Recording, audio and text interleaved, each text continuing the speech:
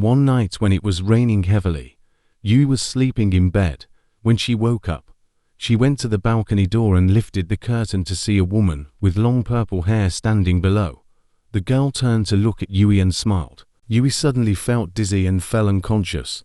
Then Yui seemed to be controlled by something and walked unconsciously. When she woke up, Yui found herself somewhere, surrounded by Ayato, Kanato and Leito. When they were young, the three of them were playing together when the purple-haired woman that Yui saw before appeared, and Yui thought she was the mother of all three. She asked Ayato to quickly go back to studying, even though he wanted to continue playing, but she told Ayato that he was useless to her unless he was number one.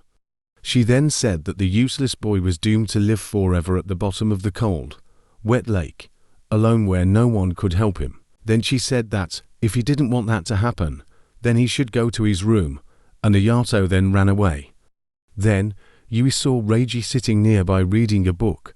Shu also appeared with a dog in his arms. Their mother was a woman wearing a red dress. She asked Shu to get rid of the dog because he would be the heir to the family. He needed to behave properly.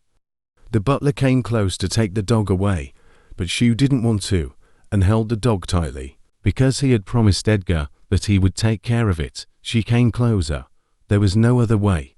Shu had to accept and then left. When she came back, Reiji said that he had diligently read and memorized the whole book, but she didn't care.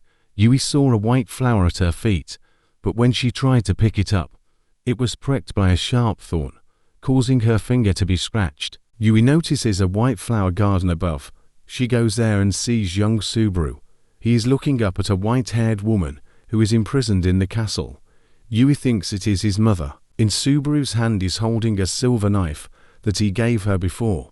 Then Yui sees the vampire boy's uncle, Richter, sitting and talking with the purple-haired woman and Cordelia. Richter tells Cordelia that she is the most beautiful and elegant, and everything that exists loves her and kneels at her feet. He kissed her hand. Cordelia told him that she wanted him to always be with her, and whispered sweet words. Nearby was young Ayato hiding behind a stone pillar and looking at them with an angry expression. Suddenly everything around froze, making Yui not know what was happening. Suddenly Cordelia turned her face towards her, which made her chest hurt. Then she passed out. When Yui woke up again, she saw Ayato in front of her. Yui was currently in the underground waterway. Yui didn't seem to remember anything. Ayato told her to stay away from this place when it rained. Then she pointed at a door and wondered what was behind that door. Then Ayato said that she didn't need to know. Ayato noticed the scratch on Yui's finger. The scratch was caused by the white flower. Leito appeared, and he noticed that Yui had a very attractive scent on her. Ayato also noticed it, and both of them seemed to be wants to suck her blood. Yui was about to run away, but the iron door next to it was locked.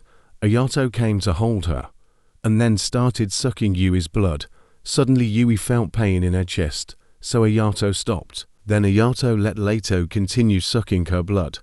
Leito said to have fun with this, and he went down near her right leg. She said no, but he said that she can't escape him now, and she should give up. He then grabbed her left leg and said, "Once a butterfly is caught in the spider's web, thrashing about only entangles them more." Then Leito told Yui to stand still while he gives her some loving, and then he bit Yui's left leg.